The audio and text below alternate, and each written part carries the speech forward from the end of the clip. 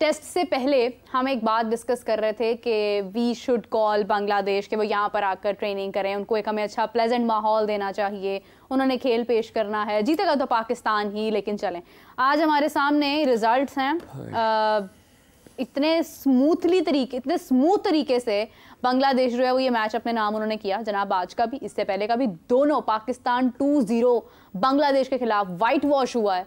और आप देखें कि मैं हैरान हूँ कि चेहरों पर कोई अफसोस नहीं है, कोई थकान नहीं है, कोई परेशानी नहीं है, कोई आंसू नहीं है, कुछ भी नहीं है। बस सुकून है कि ठीक है, बांग्लादेश था, परेशान थे, हमने अपने भाइयों को जो है वो खेलने का मौका दे दिया। इसी सोच के साथ जो है हमारे खिलाड़ी स्टेडियम में मौजूद हैं। एक्सपर्ट्स भी मेरा हैरान थे, पहले से हैरान थे, अब ज़्यादा हैरान होंगे। लेकिन ये मेरे ख्याल में पाकिस्तानी क्रिकेट टीम के लिए ना एक वेकअप कॉल है आगे आने वाले मैचेस के लिए, कि हम ये देख रहे थे कि आपने जैसे बात की कि कोई चेहरे पर कोई अफसोस नज़र नहीं आ रहा। ओबियसली मुझे नहीं लगता मीरब के हम कुछ सीखेंगे इससे, क्योंकि हमने पहले भी नहीं सीखा है। हमने हमेशा गेम को गेम की तरह लिया ही नहीं है। हम आते हैं, हम मैदान में आते हैं, हमने बस पता है हमें कि हमने टुक टुक खेलना है, या हमने इतना अब्रप्ट खेलना है कि बस स्कोर बन जाए, या हम आउट हो जाएं, या हम ग्राउंड से निकल जाए। मतलब हमें कोई श्योरिटी नहीं है, हमें अपने आप में कॉन्फिडेंस ही नहीं है।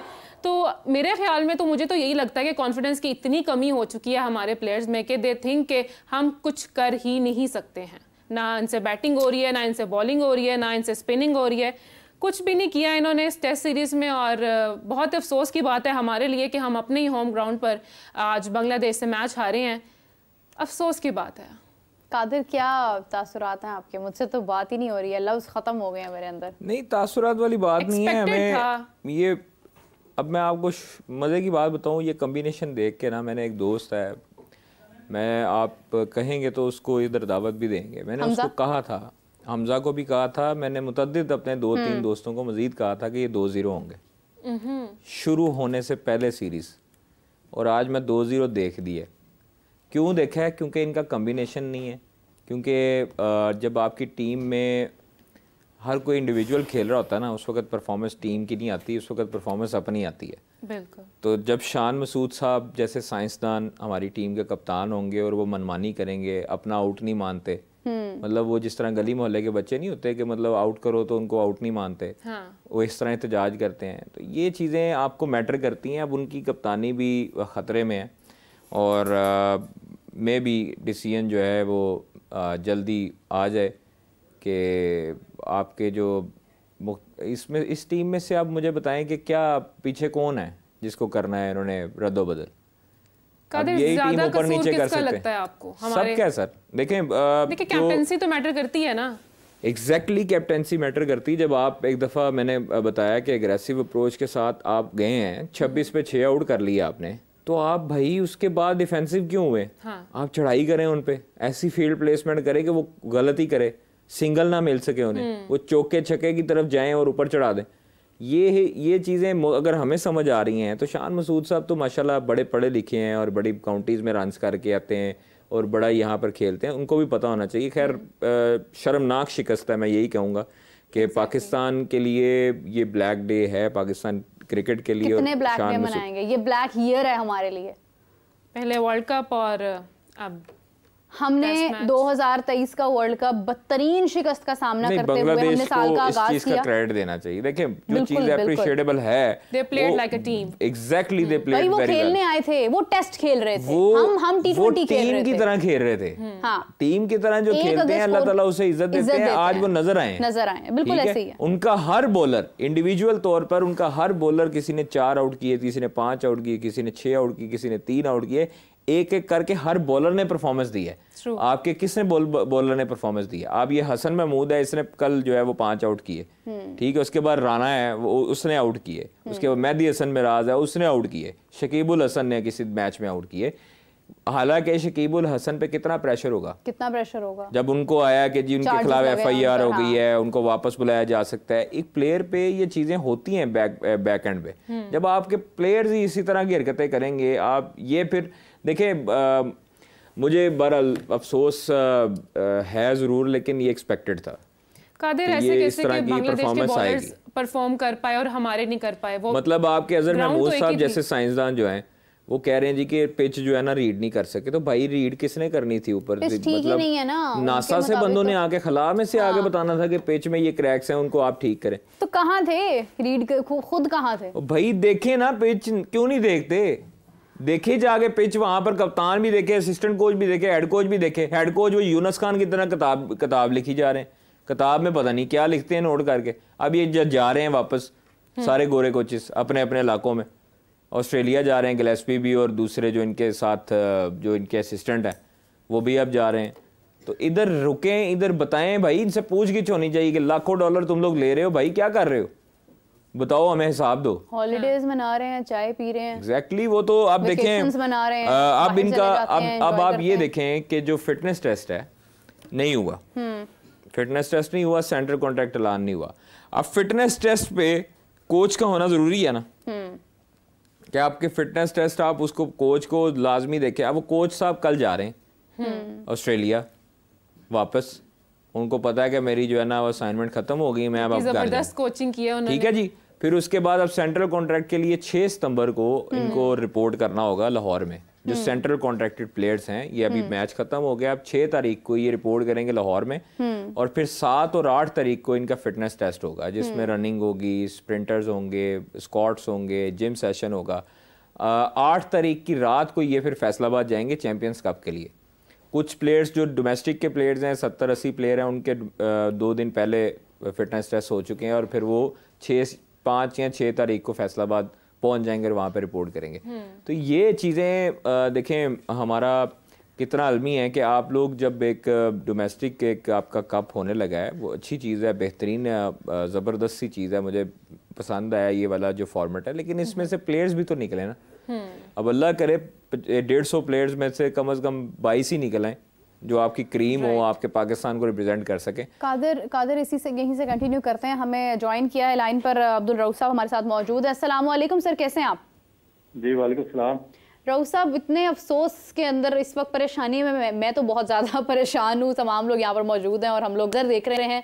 कुछ लोगों के लिए एक्सपेक्टेड था, कुछ लोगों को कहीं ना कहीं उम्मीद बाकी थी कि शायद पाकिस्तान इतने बुरे हाल में भी नहीं होगा कि बांग्लादेश से पूरा वाइट वॉश हो जाए। क्या तासुरात हैं आपके? देखिए, मेरा ख्याल है कि पाकिस्तान की 76 ईयर्स की एक हिस्ट्री है टेस्ट क्रिकेट की, और पाकिस्तान उन कंट्रीज में से है जिन्होंने अपनी जब टेस्ट क्रिकेट शुरू की थी 50s में, तो अपनी पहली टेस्ट सीरीज उन्होंने इंग्लैंड में जीत ली थी। फजल महमूद ने ओवल में इंग्लैंड को शिकस्त दिलवाई थी, उसमें मेजर किरदार उनका था। उसके बाद से पाकिस्तान ने डोमिनेट किया। पाकिस्तान ने 50 ओवर्स वर्ल्ड कप जीता 92 में, उसके बाद T20 वर्ल्ड कप जीता, और हमेशा पाकिस्तान बड़े लेजेंड्स पैदा करता रहा। मगर एक बहुत ही अफसोसनाक ये दिन है पाकिस्तान क्रिकेट के लिए। और मुझे याद है कि जब हम 2000 में फर्स्ट क्लास क्रिकेट खेला करते थे, शायद कस्टम में था, तो उस वक्त बांग्लादेश की टीम, ये जो टीम थी, ये आकर पाकिस्तान में ग्रेड 2 क्रिकेट हमारे साथ खेला करती थी।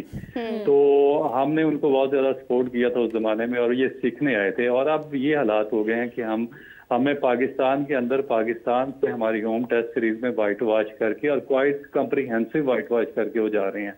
तो ये मेरा ख्याल है कि एक ओवरऑल जिन चीजों का हम काफी अर्से से सीरियस नहीं ले रहे थे, जिनके बारे में हम नहीं सोच रहे थे, वो चीजें वकूफ पजीर होना शुरू हो गई थी। हम एग्जांपल देते थे क्रिकेट की, हॉकी की, स्क्वाश की और दूसरी गेम्स की, उसमें हमारा डिक्लाइन क्यों हुआ। तो अब क्रिकेट की भी उसी सम्मत में जा रहा, उसी डायरेक्शन में चला गया, और हमारे लिए बांग्लादेश जैसी टीम से भी टेस्ट सीरीज बचाना मुश्किल हो रहा है। अफगानिस्तान से हम आ रहे हैं, जिम्बाब्वे से हम आ रहे हैं, अमेरिका की एक न्यू कमर टीम से हम आ रहे हैं। पिछले 3 साल में हमने होम सीरीज में कोई टेस्ट नहीं जीता, हमने कोई टेस्ट सीरीज नहीं जीती। 5 के 5 जो पिछले टेस्ट मैचेस हुए हैं हम हार चुके हैं।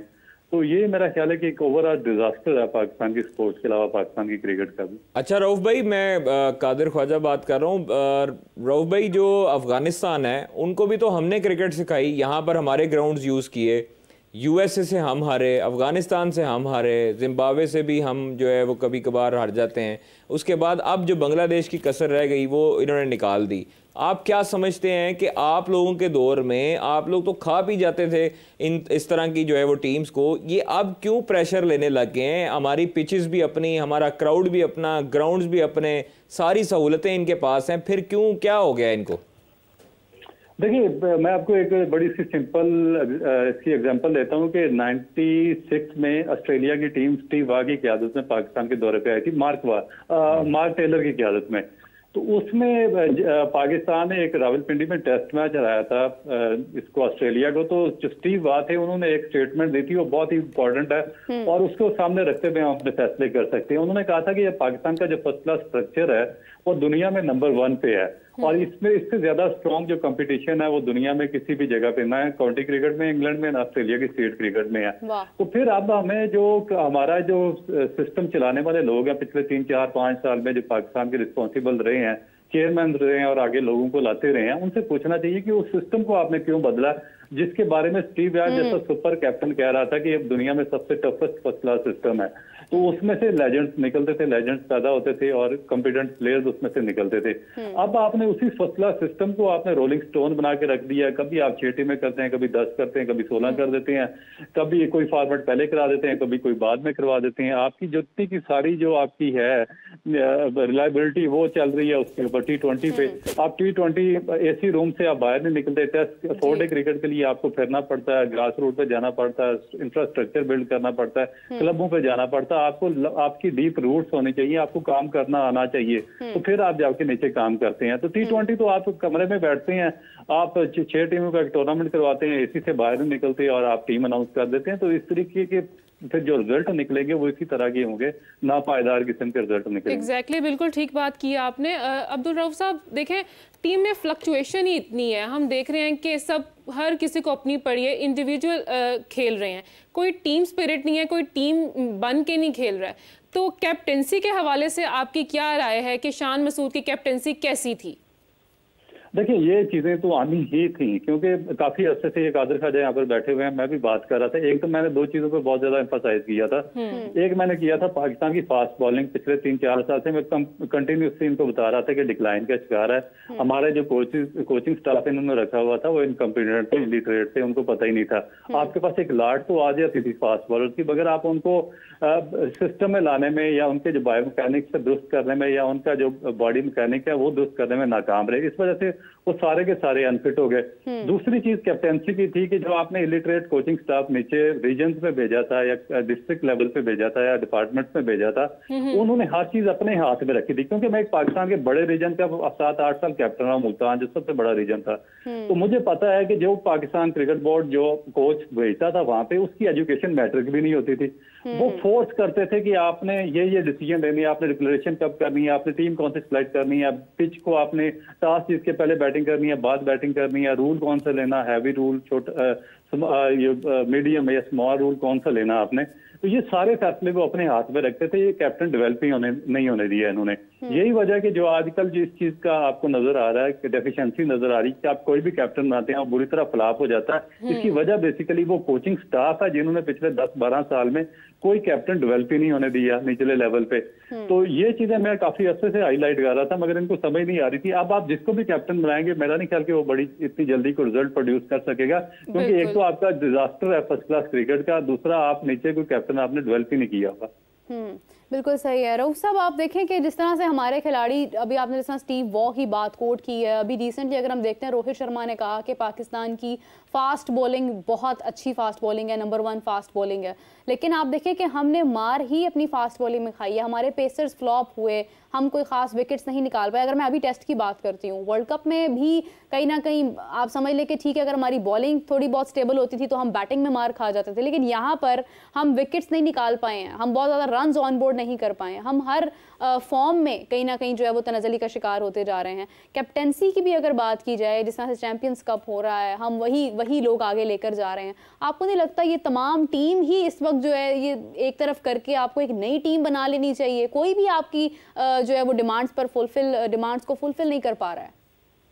देखिए इस तरह आप बिल्कुल नई टीम तो नहीं बना सकते। इसमें होना ये चाहिए कि आपको साथ रख के प्लेयर्स को डेवलप करना होता है। अब बदकिस्मती ये है कि जो पाकिस्तान टीम के साथ रहे हैं, मैनेजमेंट में रहे हैं, जो दूसरे लोग रहे हैं, एक तो इस पाकिस्तान क्रिकेट बोर्ड में जॉब का सिलसिला बिल्कुल खत्म करना चाहिए।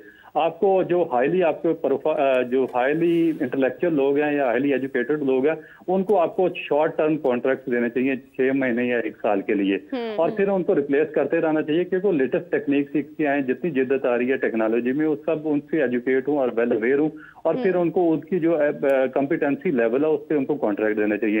ये जो माफिया की तरह तनख्वाहदार लोग यहाँ पे काम करते हैं 10-15 साल से, इन्होंने गंदी लॉबियां बनाई हुई हैं।